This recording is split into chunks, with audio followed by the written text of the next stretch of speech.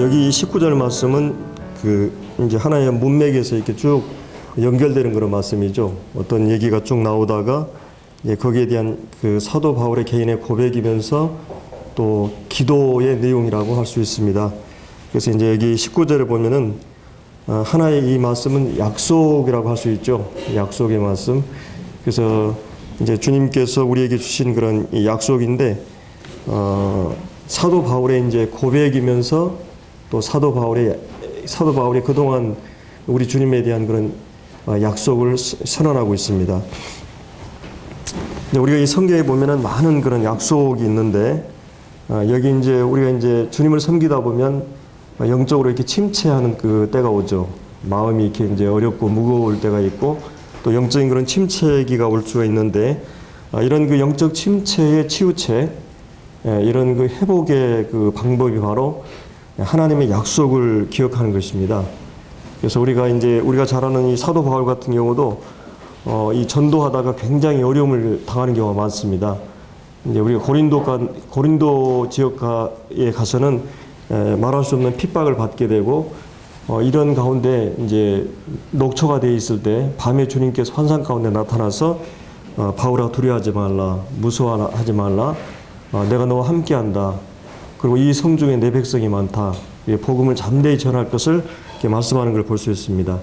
또 우리가 이제 잘 아는 그 사도 바울이 노마로 이렇게 배로 이렇게 항해하는 과정에서 배가 완전히 침몰 파선이 되고 거의 이제 죽을 그런 상황에서 주님이 바울의 곁에서 내가 너와 함께한다고, 그리고 이 배 안에 있는 사람들 한 사람도 죽지 않는다, 이런 약속을 하는 것을 이렇게 보게 됩니다. 그 외에도 이제 사도 바울이 그 위기가 올 때마다 우리가 디모데후서 4장 같은 데 보면은 자기의 주변에 많은 동역하는 형제들이 자기를 떠나고 내 곁에 있는 사람들이 나를 떠났다, 이런 말을 하면서 그러나 주께서 내 곁에서 나를 강건케 하시고 함께 하셨다는 그런 말씀을 이제 하는 것을 볼 수가 있는데, 같은 그런 우리의 삶의 이런 영적인 그런 침체기에 우리가 늘 기억해야 될 것은 바로 하나님 우리에게 하신 약속들입니다. 그래서 이제 주님께서도 내가 세상 끝날까지 너와 함께 하겠다, 또 너를 결코 버리지 않고 너를 떠나지 않겠다, 이런 말씀의 약속들을 쭉 하고 계시는 것을 이제 볼 수 있습니다. 그래서 사실은 오늘 이 본문에 나오는 이 하나님의 약속은 이 하나님의 모든 약속을 포함하고 또 모든 약속을 함축하는 그런 약속입니다. 그러니까 이 말씀 안에는 모든 약속이 다 들어있다는 말입니다. 예를 들어서 우리가 구원에 대해서도 성경에 약속이 나오죠. 요한복음 3장 16절에 보면 주님을 믿는 자는 영생을 얻게 된다, 이런 영생에 대한 약속을 하고, 요한복음 10장에 보면 영생을 내게 주노니 영원히 멸망치 않는다, 이런 그 영생에 대한 약속이라든지, 또 우리가 하나님을 사랑하는 자 그 뜻대로 부르시는 자는 모든가 합력하여 선을 이룬다. 그래서 이런 그 하나님이 부르신 자들, 그리고 하나님을 사랑하는 자들은 궁극적으로 모든 것이 합력하여 선을 이룬다고 하는, 그리고 우리에게 감당할 시험을 주신다고 하는 이런 많은 그 성경에 약속이 있습니다.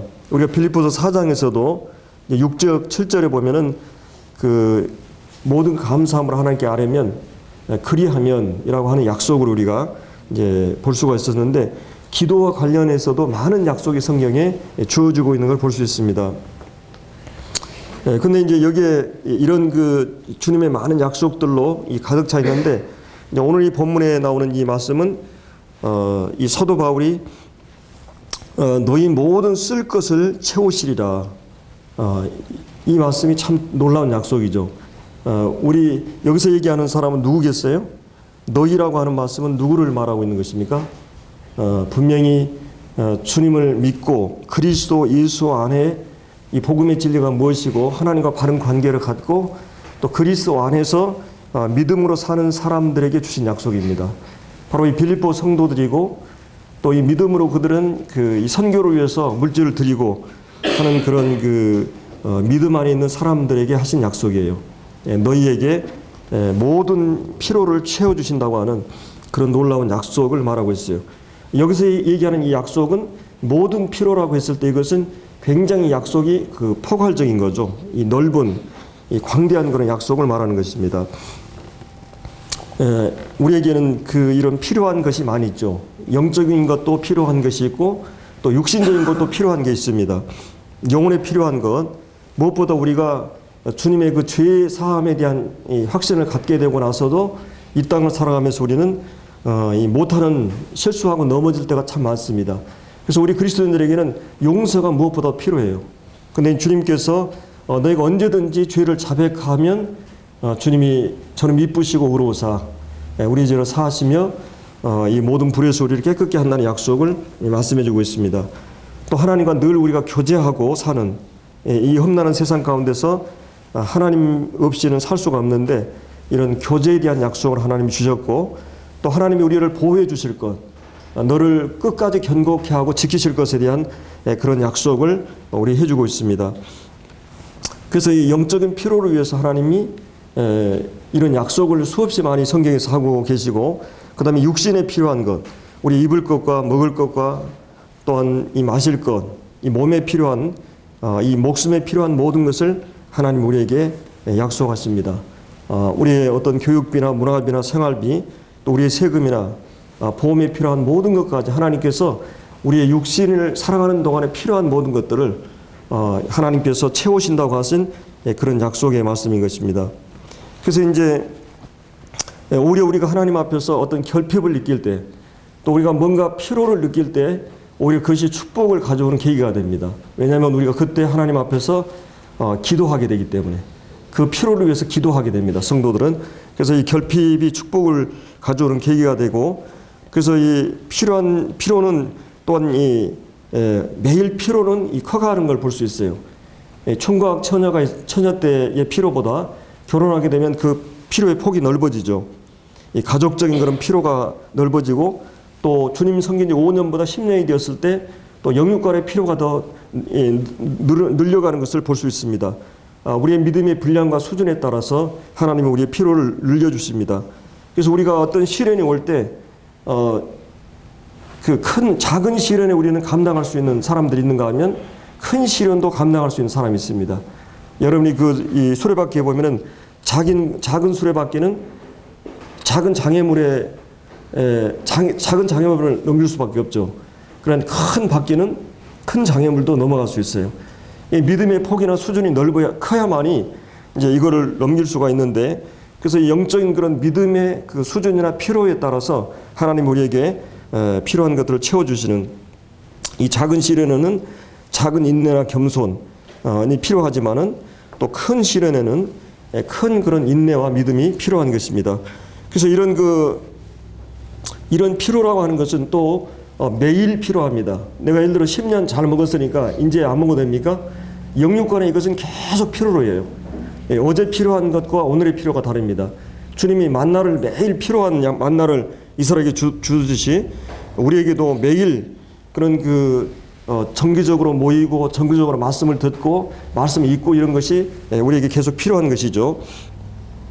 그리고 이제 이런 그 모든 필요를 하나님께 채워주신다고 말씀하고 있어요. 여기 19절에 나오는 너희 모든 모든 필요를 주님이 채워주신다고 약속하셨어요. 물론 이제 여기서 얘기하는 약속은 하나님이 모든 필요를 채우신다고 그랬지 모든 욕망을 채우신다는 건 아닙니다. 너희가 왜 기도해도 응답이 안 되느냐? 너희가 얻지 못하면 구하지 아니하며 구하여도 얻지 못하면 이게 정욕으로 쓰려고 잘못 구합니다. 하나님께서 우리의 허영적인 건 허영이라든지 또 어떤 그 정욕이라든지 지나친 탐심이나 욕심에 의해서 피로를 강구했을 때 하나님 들어준다는 말씀 아니죠.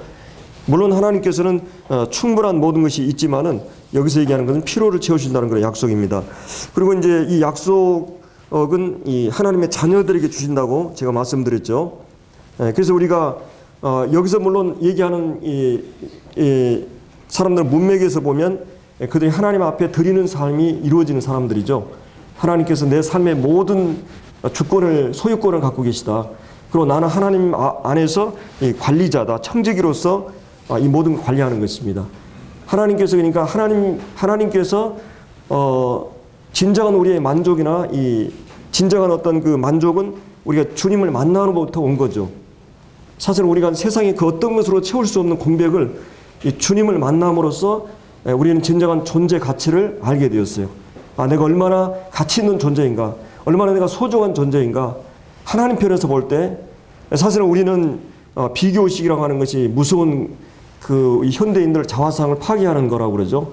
내가 열등감이라든지 패배의식이라든지 피의식이라든지 이런 그 열등감, 남보다 내가 외모적으로나 또 배경이라든지 부모라든지 또 이런 학력이라든지 모든 부분에 있어서 내가 남과 비교해서 못하는 것에 대해서 기쁜 열등감을 가지고 그 나를 받아들이지 못하는 것입니다.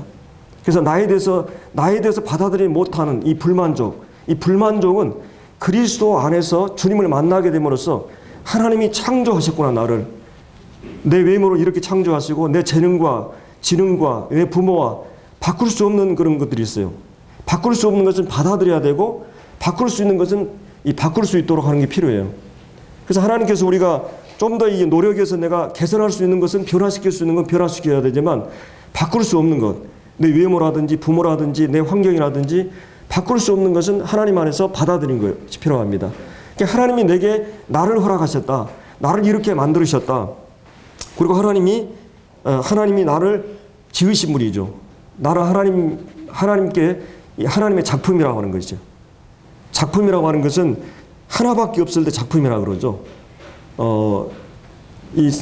이런 그 생산품하고 기계적인 생산품, 이 작품은 다른 것입니다. 그것은 하나밖에 없을 때 작품이라고 그럽니다. 명품이라고 그러죠. 근데 나는 오직 유일하게 하나님의 작품이에요. 나같이 생긴 사람 맞습니까? 오직 한 사람, 하나님의 창조의 작품, 하나님의 창조의 명품. 이것은 가치로 따져도 어마어마한 값이 매겨지는 가장 가치 있고 가장 소중한, 또 하나님 편에서 볼 때 나를 지으신 분이 하나님이에요. 내가 나의 외모에 대해서 수용하고 받아들이지 못한다면 하나님의 창조를 거부하는 것입니다. 하나님 나를 창조하셨다. 그리고 또 한 가지는 하나님께서 나를 구속하셨다. 사실 인간의 가장 큰 필요는 뭡니까? 사랑받고 싶은 거거든요. 내가 정말 잘생겼고 내가 정말 뛰어나고 탁월하고 모든 면에서 그러면 모든 사람은 나에게 시선과 관심을 가질 것입니다. 늘 나는 사랑받고 있다는 그런 의식을 갖게 돼요. 사람은 사랑에 굶주려 있고 사랑받고 싶어요. 근데 그 진정한 사랑이 무엇입니까? 사람을 통해서 오는 사랑도 사랑이지만 성경에서 얘기하는 사랑은 바로 하나님께로부터 오는 사랑입니다. 하나님이 우리를 이처럼 사랑하사 독생자를 주셨다고 하는 구속의 안목에서 나라와 하는 가치는 사랑의 대상이에요. 아들을 내어주시기까지 하는 사랑의 대상이라고 하는 거예요. 이런 엄청난 이 사랑의 대상으로서의 하나님이 창조한 작품이다. 하나님께서 나를 구속하기 위해서 어마어마한 값을 지불하고 이토록 사랑하셨다. 이 사랑을 알게 된다면 나는 나를 받아들일 수가 있어요. 얼마나 나는 존귀하고 이 존재 가치를, 얼마나 내가 소중한 존재인가를 진정한 나를 받아들일 때 진정한 만족이 오고 하나님께 감사가 옵니다. 이 감사가 오고 이 만족이 올 때 오늘 이 본문에서 나왔던 자족하는 삶을 살 수 있어요. 여러분 나에 대해서 만족하십니까? 하나님이 창조했다고 하는 것 때문에, 하나님이 나를 구속하셨다고 하는 것 때문에 이 창조의 안목에서, 구속의 안목에서 나를 받아들이고 있는가? 그렇지 않으면 우리는 그걸 믿음으로 행하는 것이 아니에요. 그래서 내가 불신하기 때문에 감사하지 못하는 것입니다.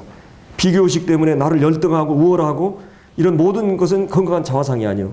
하나님이 나를 창조하셨다. 하나님이 나를 사랑 때문에 받으셨다.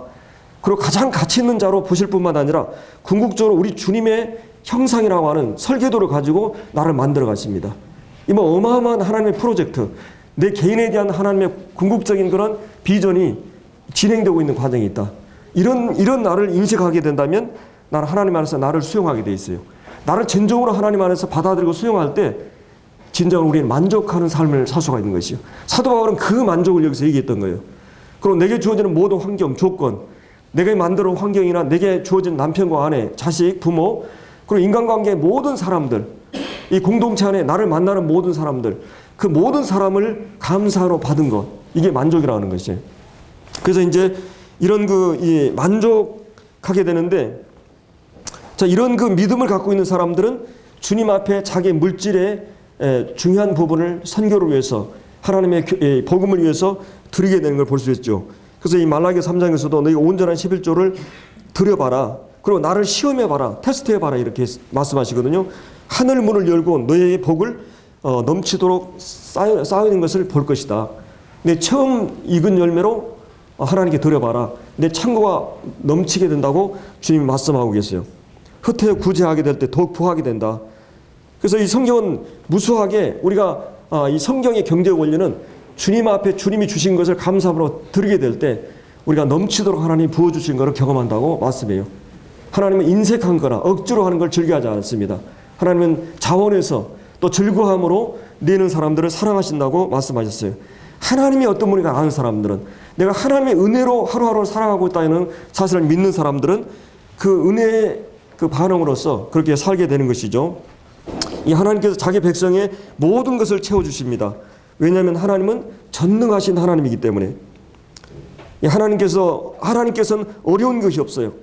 우리에게는 어렵고 아이들에게는 이게 진보다리 좀 무거운 거 이게 어렵고 힘들어요. 수학 문제 푸는 것도 어려울 수 있어요. 그러나 이 전문가들의 어른들은 그게 가벼울 수가 있어요. 아이들에게 어렵고 힘든 거지만 하나님께는 어려운 게 없어요. 하나님에게는. 그래서 이 전능한 하나님이 우리 아버지가 되시는 거죠. 그래서 하나님은 또한 선하신 분이고 인자하신 분입니다. 이 다윗은 시편 23편에서 주의 선하심과 인자하심이 평생 나를 따르니니 내가 여호와 집에 영원히 거하리로다. 하나님이 여러분을 구원하시고 여러분을 자녀 삼으신 그때부터 하나님이 여러분을 아버지로서 여러분의 선하심과 인자하심이 평생에 우리 함께한다는 약속을 우리가 갖게 됩니다. 그래서 우리가 내 잔이 넘치나이다. 그리고 여기 무엇보다도 이 19절에 보면 이 나의 하나님, 이 헬라 철학자들이 얘기하는 이 모호한 철학의 하나님이 아니고 신학자들이 철학을 통해서 관념하여버린 그런 그 하나님이 아니고 우상적인 그런 미지의 막연한 그런 모호한 하나님이 아니라 그분은, 그 하나님은 우리에게 자기를 계시하시고 자기가 구체적으로 어떤 분인 것을 성품과 속성을 다 계시하시고 그런 인격의 하나님, 우리의 관계를 형성하시고 매일 삶을 통해서 말씀하시고 우리의 말을 들으시는 하나님, 이런 인격적인 하나님이에요. 인간이 만든 모조품이 아니고 모든 우상은 신은 인간의 작품이에요. 인간의 소원을 들어서 만든 거예요. 목적이나 내용이 다 인간이 결정한 겁니다. 그러나 우리가 믿는 이 하나님은 그런 신과는 달라요. 사도 바울이 얘기한 인격적인 관계를 통해서 그분을 만났어요. 그리고 그분은 매일 말씀하셔요. 내가 잘못하면 채찍을 가하십니다. 내가 어려울 때 나의 위로하시고 격려하시는 하나님이에요. 이 사도 바울은 그 하나님을 가르쳐서 이 서신서 가운데 하나님은 사랑의 하나님이라는 말을 많이 하셔요. 하나님은 내게 사랑의 하나님이다. 그 하나님은 그 무조건 사랑하신 분. 내가 경건치 않을 때, 또 내가 이 죄인 되었을 때, 원수 되었을 때, 내가 연약할 그때, 내가 이 죄와 허물로 죽어 있을 때 나를 긍휼히 여기시고 나를 사랑했던 그 큰 사랑을 갖고 계신 하나님. 그 사도 바울에게 이 하나님은 사랑의 하나님. 그래서 막연한 관념적인 하나님이 아니라 그 삶 속에 구체적으로 자기 삶에 개입하시고 찾아오시고 경험됐던 하나님. 아브라함과 이삭과 야곱의 하나님은 하나의 모호한 하나님이 아니에요. 그 역사 속에 찾아와서 말씀했던 하나님이에요. 행동했던 하나님이에요. 그들이 느낄 수 있고 말씀을 깨달을 수 있었던 하나님이에요. 그 하나님을 말하고 있는 것이에요. 나의 하나님. 이것은 여기서 특별히 개인적인 관계를 통해서 형성된 하나님입니다. 그리고 이 사도 바울이 이 위기가 있을 때 그에게 위로하시는 하나님, 환난 가운데 위로하시는 하나님, 그리고 이 하나님께서 풍성하시 우리에게 공급하시는 하나님, 나를 모든 위기 속에서 지키시는 하나님. 여러분에게 있어서 하나님은 어떤 분입니까? 하나님은 내게 있어서 어떤 분입니까? 그래, 그 하나님은 위로의 하나님이야. 그 하나님은 말씀하신 하나님이야. 내가 위기 때마다 나에게 답답하고 어려울 때마다 말씀을 주셨던 그 하나님. 여러분이 하나님은 어떤 하나님입니까? 사도 바울은 여기서 이 나의 하나님, 경험 속에서 만났던 그 하나님, 그리고 그의 생애 속에서 계속해서 30년 이상 그 하나님을 개인적으로 관계 속에서 만났던 나의 하나님, 내 하나님. 특별한 관계예요. 마치 부부관계가 내 아내, 내 남편이라고 하는 건, 내 자식, 내 부모라고 하는 것처럼 하나님은 나에게 특별한 관계를 갖고 계시는 나의 하나님. 그 나의 하나님, 이 하나님은 특별하고 친밀한 개인적인 관계를 갖고 계시는 하나님입니다. 그 하나님이 우리의 아버지가 되셔요. 그분은 이제 우리를 아버지로서 나와 관계를 형성하신 분입니다. 물론 하나님은 절대적 하나님이에요. 물론 우리가 하나님께 기도할 때 하나님이라는 이름을 부르기가 좀 어려울 때가 있죠. 물론 하나님은 하나님이셔요. 그러면서도 우리가 우리 아버지 이름을 부릅니까? 아버지라고 불러요? 아버지 저희 아버님이 조행제 씨인데 조행제 씨 이렇게 부릅니까? 이스라엘 그 유대인들은 하나님을 여호와라는 이름 안 불렀어요. 그래서 그들은 항상 나의 하나님, 개인적으로 아도나임 이렇게 하나님을. 그래서 이 사도 바울도 그 하나님은 하나님이셔요. 나의 하나님이셔요. 근데 그 하나님은 나의 아버지시요. 그 20절에 보면 하나님 곧 다시 말하면 그 하나님은 우리의 아버지, 우리의 아버지께 세세 무궁토록 영광을 돌릴지어다. 여러분, 우리의 하나님, 나의 하나님, 그리고 그 나의 아버지는 어떤 하나님이십니까? 섭리의 하나님이십니다. 너희 천국에서 모든 것을 기르지 않느냐. 지구상에 있는 모든 생명체, 식물계, 동물계, 그리고 인간계의 모든 생명을 돌아보시는 하나님, 섭리하시는 하나님, 은혜의 하나님, 갈보리 십자가를 바라볼 때 그 하나님 아버지는 아들을 내어주시기까지는 그 사랑, 우리가 창세기 22장에 보면은 정말 이 독사 이삭을 내어주는 이 아브라함처럼 하나님은 자신의 하나밖에 없는 아들을 내어주신 그 하나님, 은혜의 하나님, 그리고 이 천국의 모든 복음으로 이 부요로 넘치는 하나님, 하나님은 부요하신 하나님이에요. 어떤 분이 이 세상에서 정말 귀한 것을 다 모아가지고 금으로 만들었어요. 한 가방이 되니까 이걸 가지고 딱 천국에 들어가니까 천사들이 다 이게 검열했어요. 이게 뭐냐고. 그러니까 이건 내가 평생 동안에 정말 내가 귀중한 것들을 다 모아가지고 금으로 만들어서 이 천국에 들으려고 가져왔다고 그랬어요. 그래서 그 천사가 뭐라 그랬어요? 천국은 이 금은 돌처럼 귀해가지고 별로 그렇게 필요하지 않을 거라고. 천국은 그냥 모든 것이 금으로 되어 있으니까. 이렇게 부유하신 하나님, 그렇게 하나님께서는 이런 하나님이십니다. 그 하나님께서 모든 쓸 것을, 그리고 그 하나님은 이 나의 하나님, 너희의 하나님, 그리스도 안에 있는 사람들의 하나님. 근데 어떤 방식으로 우리에게 필요를 채우십니까? 하나님께서 그 영광 가운데 그 풍성한 대로 너희 쓸 것을 채우신다고 말하고 있어요. 영광 가운데 이 말은 이 풍성한 대로. 그러니까 하나님께서 하나님이 우리에게 어떤 것을 공급하실 때는 그 풍성한 대로, 큰 풍성한 방식대로, 하나님은 자기의 부에 걸맞는 방식으로, 거지들에게 우리가 뭘 줄 때는 그냥 거지 수준에 맞게 뭘 던져서 준다든지, 개에게는 뼈다귀를 던져 주잖아요. 하나님께서는 하나님께서 아버지로서 어떻게 우리를 채우시는가? 보잘것없는 궁색하고 인색한 마지못해 주는 그런 분이 아니라 풍성한 가운데서, 부요가 넘치는 가운데서 우리에게 주십니다. 그래서 이제 이런 그 넉넉한 필요를 채워주시는 하나님은 부자로서 왕같이 우리에게 주십니다. 하나님처럼 하나님답게 우리를 주세요. 하나님은 풍성한 분이십니다. 모든 필요를 채우실 수 있는, 그러니까 하나님에게는 사실은 어떤 풍성이라는 개념이 우리 인간 쪽에서 표현하는 거죠. 하나님에게는 더 추가할 수 없는 완전히 계셔요.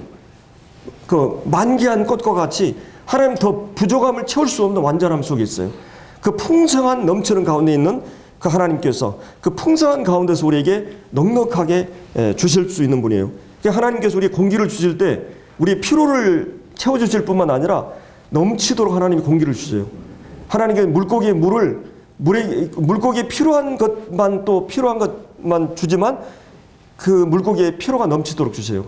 하나님 우리에게 은혜를 공급하실 때, 우리의 피로를 주실 때는 그 풍성하고 넉넉함 가운데서 우리에게 허락하신 분이라고 하는 거예요. 그리고 이제 또 한 가지는 하나님 어떤 방식으로 주냐면 영광 가운데 하나님의 성품과 영광에 걸맞게 주셔요. 하나님답게, 그러니까 하나님의 품위에 떨어지지 않게, 그 사랑의 품위에 맞게, 하나님의 영광스러운 속성에 맞게 한없이 주고 싶은 것이 하나님의 사랑의 특성이에요. 부모들은 아이들에게, 가끔 우리 아이들이 뭐 월급 타면 아빠 용돈, 엄마 용돈 그러면서 막 대단한 것 같이 그러는데 물론 그것도 기쁜 일이에요. 그러나 혹시라도 내 용돈 줘가지고 네가 불편하지 않을까, 네가 힘들어하지 않을까, 그런 아무런 부모에게는 그 관심이 없어요. 우리의 부모들은 이 자식들이 잘 되기를 바라고 그들이 넘치도록 주고 싶은, 모든 걸 다 쏟아주고 싶은, 이게 부모의 사랑이에요. 하나님의 마음은, 사랑은 그런 마음입니다. 그래서 한없이 주고 싶은 속성, 이게 사랑입니다. 이 독생자를 주신 것, 이게 하나님의 사랑의 특성을 말해줘요. 독생은 어떤 하나님 사랑입니까? 하나님께서 전부요 최고의 것이에요. 그것이 하나님의 사랑입니다. 아들을 내어주기까지 하는 사랑으로 우리를 내어주시기가 사랑하셨어요. 근데 그거는 하나님께서 십자가에서 한 번 일어나는 사건으로 끝나는 그런 사랑이 아니에요. 이 사랑이라고 하는 것은 계속적인 진행형이에요. 이건 영원히 계속되는 사랑이에요. 그 사랑을 가지고 우리에게 대하시는 그 사랑, 하나님의 이 선하심, 이런 넘치는 충만한 가운데 우리에게 주시는 그런 그 사랑인 것입니다. 그리고 이제 이 모든 것은 어떤 방편을 통해서 우리에게 쓸 것을 채우십니까? 그 19절을 보면 그리스도 예수 안에서, 그리스도 예수를 통해서, 하나님 모든 신령한 복은 그리스도 예수를 통해서 주어져요. 바로 이 그리스도 예수로 말미암아 그들에게, 우리에게 예수 그리스도를 주심으로 그 필요를 채워주셨습니다. 예수 그리스도 안에 모든 것이 있으니까 만물이 다 너희 것이다. 이런 너희는 그리스도이고 그리스도는 하나님의 것이다. 영적인 결핍, 바로 이 그리스도 안에 모두 채워주십니다. 그리고 그리스도의 공로 덕분으로 우리의 모든 것을 채워주세요. 천국 은행에서 은행을 열고 우리에게 주십니다. 바로 예수 그리스도의 이름을 가지고 그 이름만 사용하면 자유롭게 주세요. 그래서 우리는 뭐 어떤 형제님은 그 카드 회사 카드가 있더라고요. 또 어떤 모임에서는 뭐 그 일꾼에게 공적인 비용을 위해서는 뭐 카드를 만들어줘 가지고 신방할 때나 이럴 때는 뭘 사가지고 그렇게 하는 걸 봤는데, 이 천국의 은행 카드, 그리스도인들이 예수 그리스도의 이름을 가지고 얼마든지 활용할 수 있는 이 예수 그리스도의 이름이 카드인 것입니다. 그래서 이 골로새서 이 그리스도 안에서 모든 충만이, 아버지 충만이 예수 안에 거하고, 그래서 이 충만한 데서 우리가 받게 됩니다. 우리가 이제 이런 하나님의 모든 충만이 바로 우리에게 모든 필요를 채워주시는 이런 하나님인 것을 우리가 이제 생각해 보았습니다. 자, 이 19절의 이 약속이 우리 그리스도인들에게 모든 약속을 포함하고 있어요. 그래서 우리가 잘 아는 조지 물러는 고아원에다 아마 이 말씀을, 또 스펄전도 그의 고아원의 팻말에다가 이 말씀을 기록해 놨어요. 나의 하나님이 그리스도 예수 안에서 영광 가운데 그의 풍성한 대로 너희 모든 쓸 것을 채우시리라. 빌립보 성도들에게 이 사도 바울은 자기 생애 전체를 통해서 이 하나님은, 나의 하나님은 그리스도 예수 안에서 영육간에 필요한 모든 것들을 그분의 품위에 맞게, 그 풍성하고 영광스러운 품위를 가지고 우리의 모든 필요를 채워주신다. 믿습니까? 정말 믿습니까? 이 말씀을 그냥 관념으로 받는 게 아니라, 그래서 하나님은 내 생애 가운데 내 경제적인 모든 필요뿐만 아니라 우리 처녀총각들도 나의 배필에 대한, 그것도 분명히 주님이 이 약속 가운데 포함되어 있습니다. 그 필요를 채워주신다고 하는 이 분명한 약속을 우리에게 주셨어요. 그래서 이 사도 바울은 이 하나님, 곧 우리 아버지께 세세 무궁토록 영광을 돌릴지어다. 하나님께서 아들을 통해서 자신의 모든 영광을 나타내셨어요. 하나님의 속성과 성품과 그분의 모든 이 사랑을, 이 아들 안에 영광을 드러내셨어요. 근데 그 하나님의 그 속성과 영광과 모든 것에 하나님의 영광을 돌릴지어다. 그래서 우리가 기도할 때마다 예배 시간에 이 꼭 마무리에는 오직 하나님만이 세세토록 영광과 존귀를 받으시라는 소원을 아뢰게 됩니다. 이 하나님은 마땅히 우리에게 이러한 영광을 받으실 그러한 분입니다. 이제 우리가 21절부터 23절의 말씀을 보면은 22절에는 이제 문안이 나옵니다. 그렇죠? 이제 서로 이제 인사하는 그런 문안이 나오는데, 어때 우리는 정말 문안이라는 말이 무슨 말이 아냐? 안부를 묻다 이런 말이죠. 문자가 있잖아요. 문자에다 가운데 입구가 들어가 있어요. 그래서 그 집에 들어가서 문을 두드리면서 안부를 묻는 문안. 여기서 이제 유대인들하고 우리하고 좀 비슷한 게, 유대인들도 오래 역경의 역사잖아요. 우리도 그렇고. 그래서 항상 안녕하시냐, 평안하시냐, 전쟁과 침략의 그런 질곡 속에 살았던 우리에게는 정말 안녕하시냐. 우리가 아침에 잘 다녀오겠습니다. 이 말은 굉장한 인사예요. 그 사이에 얼마나 무슨 일이 일어날지 몰라요. 밤새 안녕하셨습니까? 밤새 죽는 사람이 얼마나 많습니까? 또 차에 사고로 죽고 질병으로 죽고 이 사도 바울은 늘 서신서마다 서두에 뭘 얘기합니까? 은혜와 평강이 하나님의 은혜의 필요에 의해서 너희들이 평강을 계속 유지하도록. 그래서 이 마지막에서도 문안 인사를 해요. 그리스도 예수 안에 있는 성도들, 그 사람들에게 개인적으로 각각 문안하라. 제가 이제 어제도 우리 조카가 그 결혼식 가지고 이제 광양에 갔다 왔는데, 사역하는 형제님들이, 우리 여주교회에 오셨던 형제님들은, 강사 형제님들은 교회 평안하시냐고 다 항상 물어봐요. 그래서 교회가 바람 잘 날이 없어가지고 항상 문제는 계속되는 것 같다고. 그래서 이제 항상 성도들은 이 교회 안녕과 평안을 물어봐요.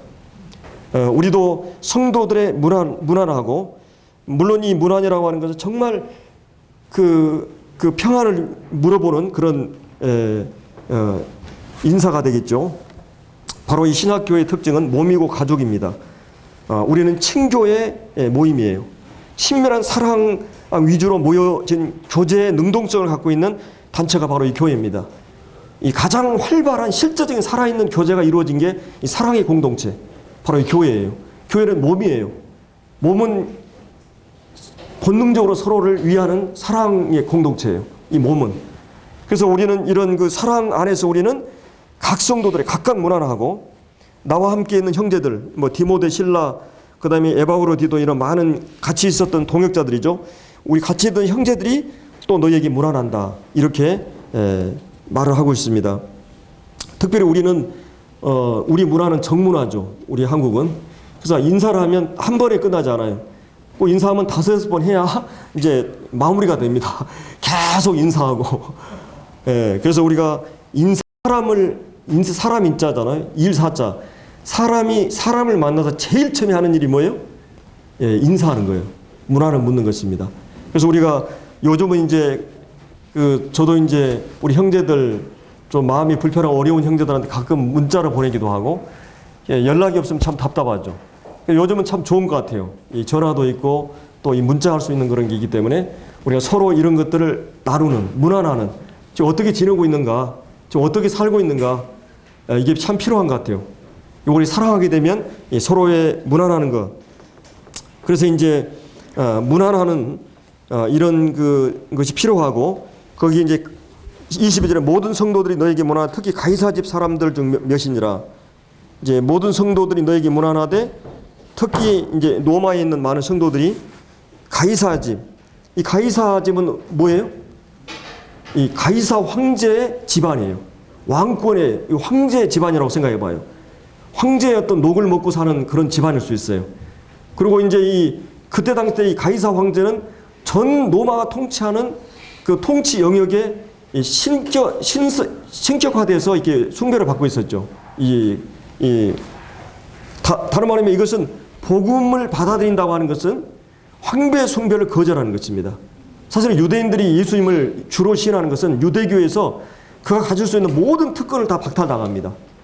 족보에서 그냥 파버리고, 그 다음에 직장을 잃게 되고, 가족 간의 어떤 모든 관계가, 그래서 재산을 탈취를 받게 되고, 정말 외롭고 고독한 예수님을, 유대교에서 예수님께 개종하는 것은, 기독교로 개종하는 것은 그야말로 그 사회에 매장되고 죽은 것 같아요. 철저하게 고립이 되고 왕따가 되는 이런 상황에서 유대인들은 예수님을 받아들였어요. 그렇다면 이 가이사 황제 집안에서 예수님을 받아들인 거 어때요? 이것도 보통 문제가 아닙니다. 근데 이 복음은 그들을 변화시켰어요. 예수 그리스도 어떤 분인가 아는 사람은 모든 것을 다 포기하고 바로 그리스도 안에 돌아오게 된 것입니다. 바로 이 가이사 집, 이 옥중에서 복음을 전해가서 돌아온 거예요. 얼마나 놀라운 복음입니까? 그래서 이제 여기에 보면은 이제 마지막으로 이제 23절에 무슨 말씀이 나옵니까? 우리에게 가장 필요로 하는 것이 뭐예요? 여러분에게 가장 인생에 필요한 게 뭐라고 생각합니까? 여러분이 날마다 살아가면서 날마다 가장 필요한 것. 여러분이 돈도 필요할 수 있어요. 또 이 땅을 살아가면 지식, 또 학문도 필요할 수 있어요. 또 명예도 필요할 수 있어요. 어떤 역할의 지위도 필요할 수 있어요. 때로는 자존심으로 사는 사람도 있어요. 자존심을 빼면 시체, 자존심은 사실은 열등감의 발로잖아요. 그래서 이 북한은 지금 자존심 하나 가지고 버티고 있죠. 굶어 죽으면서 지금 막 어마어마하게 사람들이 나무 뿌리를 먹고 사는 300만이 기아로 죽었다고 그러죠. 나무 뿌리를 그냥 먹을 수 없으니까 양잿물을 먹을 수 없잖아요. 이거를 이렇게 양잿물을 넣으면 좀 이렇게 짭짤하게 그러니까 그걸 넣어가지고 먹는데요. 사실 우리 그리스도인들이 북한을 생각하면서 제가 그 북한 소식을 들으면서 제가 가책이 되더라고요. 내가 이게 살찐 게 굉장히 가책이 됐어요. 그들은 정말 하루 한 끼 먹기가 힘들고 자기 딸을 팔아서 한 끼를 이렇게 때우고 하루를 때우고 이게 북한의 현실이에요. 그들은 정말 자존심 하나 가지고 지금 버티고 있는 것입니다. 공산주의 무신론자들은 망하고 있어요. 자존심 또는 때로 양심을 따라 산다고 그러는데 사실 우리가 그렇게 양심에 당당하게 설 수가 있어요? 하늘과 뭐 사람 앞에 양심 앞에 부끄러움이 없는 그런 삶이 됩니까? 우리가 얼마나 연약해요. 살아보면 후회가 많아요. 이렇게 살았을 걸. 그런 것들이 얼마나 많습니까? 양심 앞에 우리가 떳떳하게 살 수가 없어요. 그래서 사도 바울은 여기서 오늘 뭐라고 그랬습니까? 주 예수 그리스도의 은혜로 우리는 사는 사람들이에요. 그리스도인들은. 우리는 날마다 많은 실수와 연약과 넘어짐과 그렇기 때문에 은혜로 살아요. 주 예수 그리스도의 은혜. 바로 이 심령에 우리 존재의 가장 중심에 하나님의 은혜가 항상 필요해요. 예수 그리스도로는 이 은혜가 바로 우리가 하나님의 거저 주시는 선물 바로 예수 그리스도 그분을 내 존재의 중심에 모시고 그분이 어떤 분이 알아가고 그리고 매일 때를 따라 돕는 은혜를 얻기 위해서 그분 앞에 늘 나가야 됩니다. 은혜로 우리의 마음을 굳게 하라 그랬어요. 우리는 은혜의 영역 안에 들어가 있는 자들입니다. 그래서 우리는 은혜가 아니면 한순간도 살 수 없는 자들이에요. 이 바울은 모든 서신서마다 바로 이 은혜가 구원받을 때 은혜가 아니라 구원받은 성도들에게 그 은혜와 평강을 위해서 기도했어요. 그래서 우리가 오늘도 하나님의 은혜로 있을 데 없는 자 왜 구속하는지 나는 알 수 없도다. 우리는 은혜의 바다로 우리는 나간다는 찬송을 했어요. 이 은혜는 하나님이 주신 선물이에요. 공짜이면서도 값을 헤아릴 수 없기 때문에 공짜예요.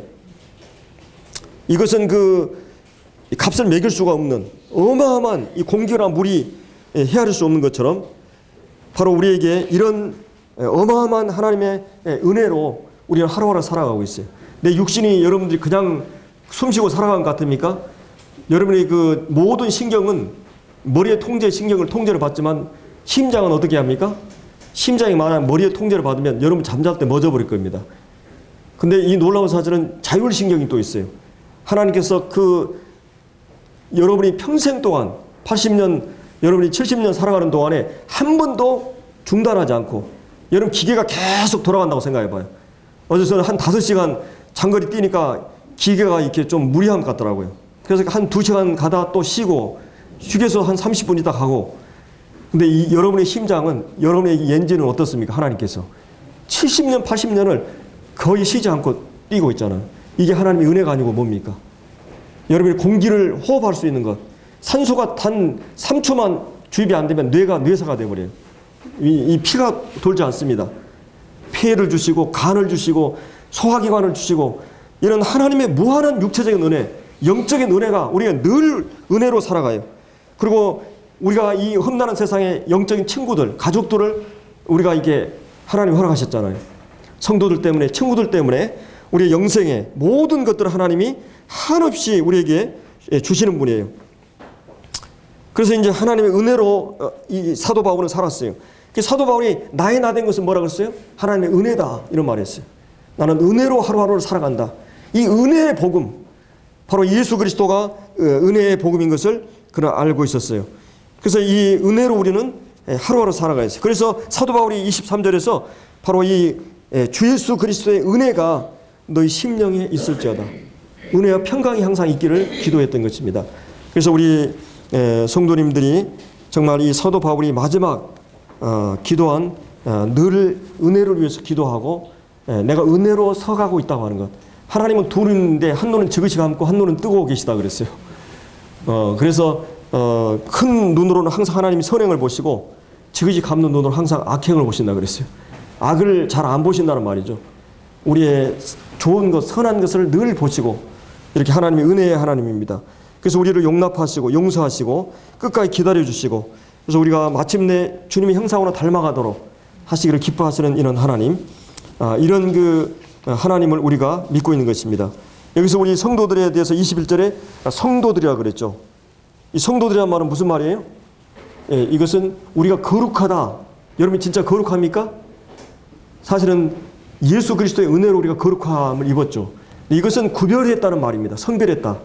그리고 거룩함을 주님께 입어서 거룩한 삶을 추구하는 사람들. 캐토릭이 얘기하는 이 성자와 그 평신도를 구별한 게 아니라 그리스도 안에 있는 모든 사람은 하나님이 구별한 자예요. 여러분 의자가 구별되면 성의자가 될 겁니다.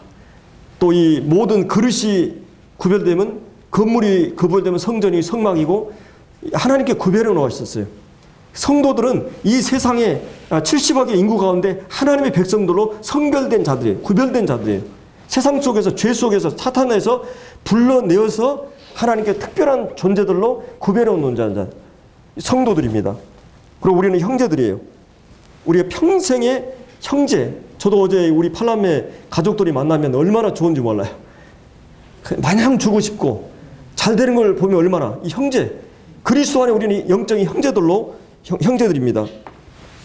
이런 그 성도들이고 형제들, 이런 그 한 아버지 안에 있는 우리들, 마지막 그런 이 서인서에서 그들을 위해서 얘기하면서 바로 너희 심령에 항상 하나님의 은혜가 넘치도록 기도하고 있는 것을 볼 수 있습니다.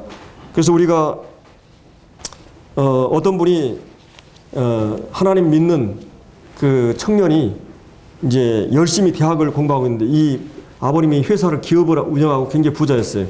그래서 이 아들에게 내가 아빠가 원하는 대학을 가면 내가 너 자동차를 하나 사줄게. 그래서 정말 열심히 공부를 해서 이제 그 합격을 했어요. 근데 아빠가 차를 사준 게 아니라 성경 한 권을 딱 주면서 너 이거는 성경을 네가 이제 4년 동안 그 대학에 기숙사에 있으면서 계속 이 말씀을 봐라. 특별히 제일 먼저 빌립보 4장 19절을 봐라. 그리고 이제 했는데 아빠가 약속해놓고 이 차는 안 사주고 성경만 사주고 너무 그냥 섭섭해가지고 성경은 저 구석지에 던져놓고 열심히 공부하고 4년이 지났는데 졸업식이 됐어요. 그래서 이제 졸업식장에 아빠가 왔는데 아빠에게 아빠 나 저기 차 선물 준다 그래가지고 약속 안 지켰잖아요. 정말 굉장히 난 그것 때문에 마음이 어려웠다고. 그래서 야 너 성경 계속 아빠가 보라 그랬잖아. 그래서 이 성경을 딱 펴보니까 빌립보 4장 19절에 그 말씀과 함께 수표 한 장이 들어가 있었어요. 자가용을 사고 남을 만한 수표를 거기다 넣어놓고 이걸 해놓은 것이에요. 하나님께서 우리에게 사실은 이 성경은 뭐예요? 성경은 수표죠. 그렇죠? 성경은 수표예요. 오늘 이 말씀도 수표예요. 모든 성도들이 이 약속을 믿고 하나님 기도했고 응답을 받았던 것입니다. 그래서 우리가 이제 예를 들어서 우리 문영재님이 한 달에 100만 원을 수입을 가는데 10의 1조를 드려요. 근데 호연이는 한 달 용돈이 10,000원이야. 그럼 1,000원을 드려요. 그럼 하나님 편에서는 누가 더 크게 볼까요? 누구 거를? 하나님 편에서 똑같이 보는 거예요. 그래서 우리 아이들에게 헌금을 가르쳐야 됩니다. 어렸을 때부터 습관을 들려야 돼요. 여러분 용돈을 주면 반드시 10의 1조를 먼저 떼서 주님께 드리는 훈련이 필요해요. 평생 그것이 우리가 은밀하게 한다는 말은 아무도 모르게 한다는 개념도 있고 어떤 분이 이렇게 해서 가기도 했어요. 이거는 무의식적으로 그냥 된다는 것이죠. 예. 그냥 은밀하게 된다는 것은 오른손이 왼손이 모르게 할 수 있을까요? 그건 안 되죠. 그거는 내가 헌금이 그냥 경건한 습관이 되도록 그냥 자연스럽게 되도록. 그래서 이것을 어려서부터 훈련하지 않으면 절대 안 됩니다. 우리 아이들도 가끔 자기들이 이제 알바하고 막 50만 원, 막 100만 원 이렇게 타면 이게 10만 원이 보통 돈이 아니죠. 이게 돈이 다 나가는 것 같은 기분이 들기도 하거든요. 근데 그렇지 않습니다. 이게 굉장히 중요한 거거든요. 그래서 하나님께서 이렇게 헌금하는 자들에게 복을 주시는 것을 볼 수가 있습니다. 어떤 남편하고 부부가 굉장히 좋지 않은 사이였는데 그래서 이 하나님께서 어느 날 나타나가지고 너의 소원 3가지를 얘기하라 그랬어요. 그래서 이 자기 마누라하고는 도저히 살 담대 용기가 없어가지고 내 마누라 좀 데려가 달라고. 그날 밤에 하나님께서 그 마누라를 죽게 했어요. 그래서 이 장사를 이게 치르려고 하는데 사람들이 참 이 사람 좋은 사람인데 착한 사람인데 너무 귀한 사람인데 오는 사람마다 이렇게 얘기하는 거예요. 가만히 생각해보니까 내 아내가 그렇게 좋은 사람이었던가. 그리고 하나님께 다시 기도했어요. 하나님 내 아내를 살려달라고. 근데 하나님께 그 아내를 다시 살려주었어요. 그러고 나서 이제 또 세 가지 기도 가운데 하나를 기도했는데 하나님 내게 가장 필요한 것이 무엇인가 깨닫게 해달라고 기도했어요. 그때 하나님께서 너의 인간에게 가장 필요한 것은 바로 은혜다. 그리고 하나님께서 너에게 주신 현실을 만족하는 것이다. 그래서 그가 은혜로 살고 있다고 하는 것을 깨닫고 그 은혜 안에 살고 있는 것을 만족하는 삶이 가장 복된 삶인 것을 알았다고 그래요. 여러분이 다른 어떤 것이 아니라 내게 주어진 오늘 현실에 대해서 만족하고 감사하고 그리고 늘 은혜로 산다고 하는 걸 늘 기억하면서 살아가는 여러분들이 되시기 바랍니다. 우리 기도하고 마치겠습니다.